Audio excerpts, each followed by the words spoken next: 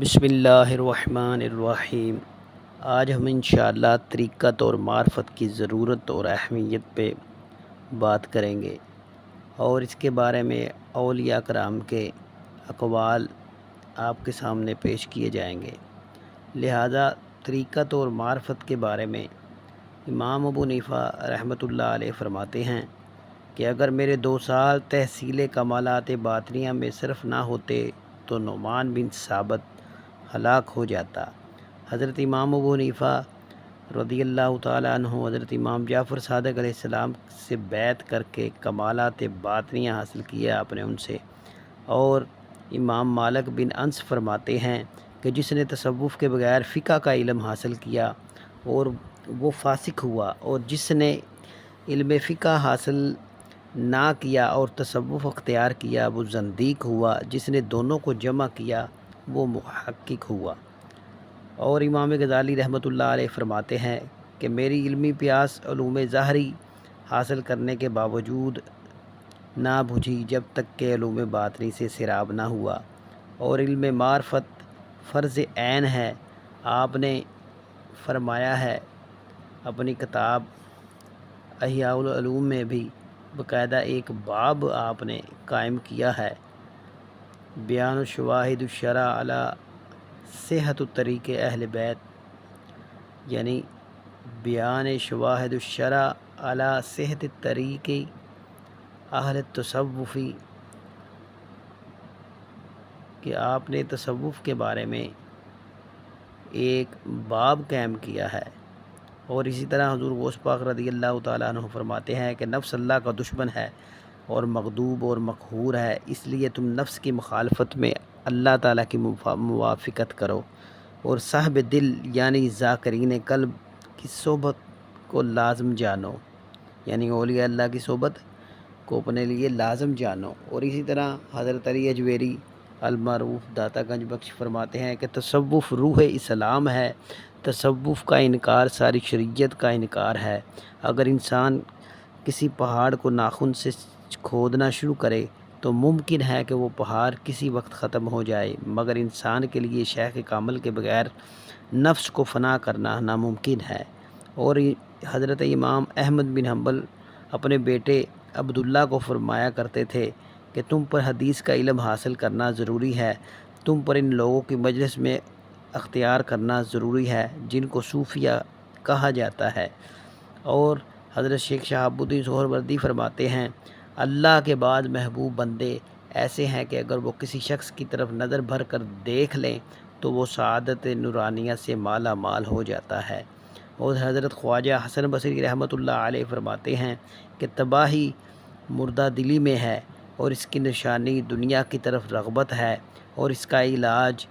اولیاء اللہ کی صحبت ہے۔ اور حضرت خواجہ قطب الدین بختیار کاکی رحمۃ اللہ علیہ فرماتے ہیں کہ اللہ تعالیٰ سے سچی محبت کرنے والے کو اولیاء اللہ سے وحشت نہیں ہوتی،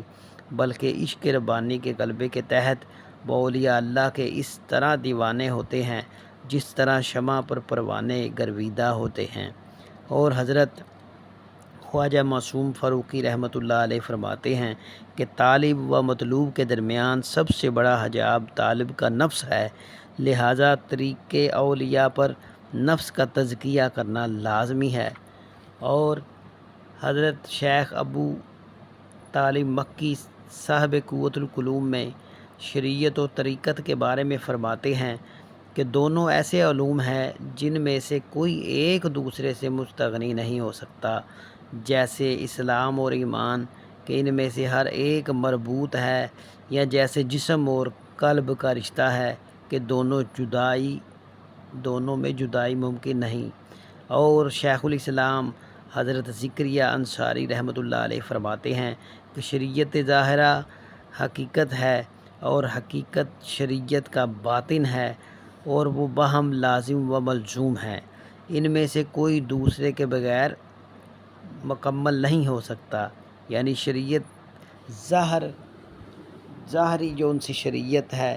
وہ بھی ایک حقیقت ہے، اور باطنی شریعت بھی ایک حقیقت ہے، دونوں لازم اور ملزوم ہیں۔ اور حضرت شیخ زروق رحمۃ اللہ علیہ فرماتے ہیں کہ تصوف